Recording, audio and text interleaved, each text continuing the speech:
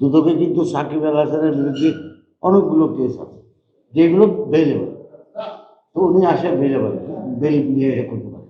But the point is, তাকে তো দেশে আসলে যে সে বেইল করার মতো সেই ফ্রিডমটা তার থাকবে কিনা মুভমেন্ট করার মতো, that was the issue which was not clear. Not Shakib was given to understand তাকে ওটা তাকে ই করা হয়েছে, যারা এটা ই করেছে, বা এখান থেকে কোনো কিছু মানে কেউ এটা নেই। আর বোর্ডকে এখানে ওই এইটা এমন একটা ইস্যু ছিল যেটা নাকি আমার চেয়ারম্যান যে বললেন এখন, Shakib is almost bigger than the board. মানে এটা আমি বলবো nobody is bigger than the game, একটা কথা আছে। Because Shakib is a role model of Bangladesh. আমরা তাকে সবাই পছন্দ করি, আপনারা করেন, এমনি করে।